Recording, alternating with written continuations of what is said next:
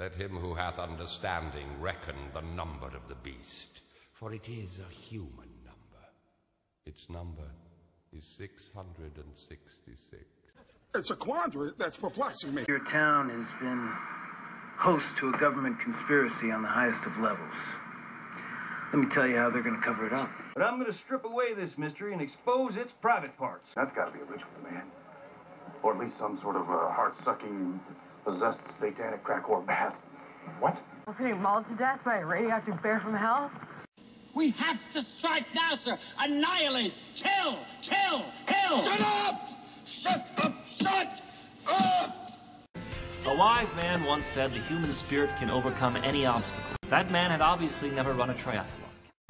Dear higher power guy or gal. His name is Jesus. You were both in Skull and Bones, the secret society. You both were members of Skull and Bones, a secret society at Yale. What does that tell us? The very word secrecy is repugnant in a free and open society. It's so secret we can't talk about it. What does that mean for America? Not much, because it's a secret. And we are, as a people, inherently and historically opposed to secret societies, to secret oaths, and to secret proceedings. The conspiracy theorists are going to go on. I'm sure they are. I don't know. I haven't seen the website. Number 322. Is there a secret handshake? Is there a secret code? I wish there were something secret I could manifest. 322, a secret number? We decided long ago that the dangers of excessive and unwarranted concealment of pertinent facts far outweighed the dangers which are cited to justify it.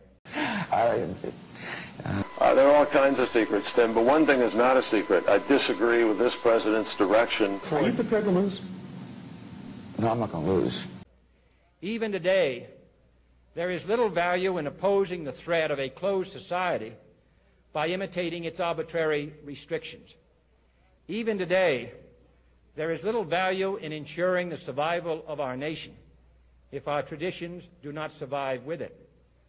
And there is very grave danger that an announced need for increased security will be seized upon by those anxious to expand its meaning to the very limits of official censorship and concealment.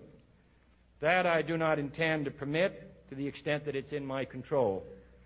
And no official of my administration, whether his rank is high or low, civilian or military, should interpret my words here tonight as an excuse to censor the news, to stifle dissent, to cover up our mistakes, or to withhold from the press and the public the facts they deserve to know.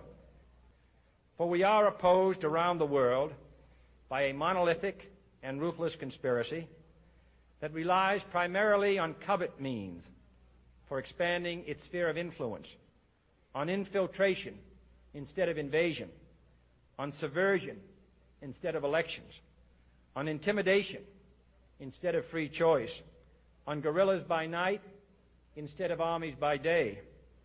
It is a system which has conscripted vast human and material resources into the building of a tightly knit, highly efficient machine that combines military, diplomatic, intelligence, economic, scientific, and political operations.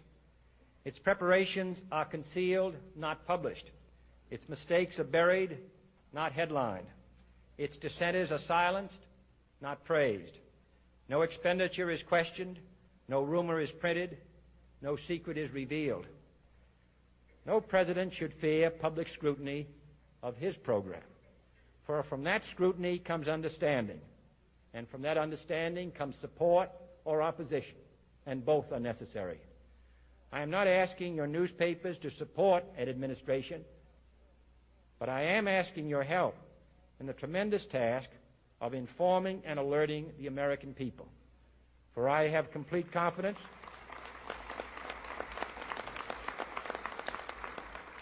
in the response and dedication of our citizens whenever they are fully informed. I not only could not stifle controversy among your readers, I welcome it. This administration intends to be candid about its errors. For as a wise man once said, an error doesn't become a mistake until you refuse to correct it. We intend to accept full responsibility for our errors, and we expect you to point them out when we miss them. Without debate, without criticism, no administration and no country can succeed, and no republic can survive. That is why the Athenian lawmaker Solon decreed it a crime for any citizen to shrink from controversy.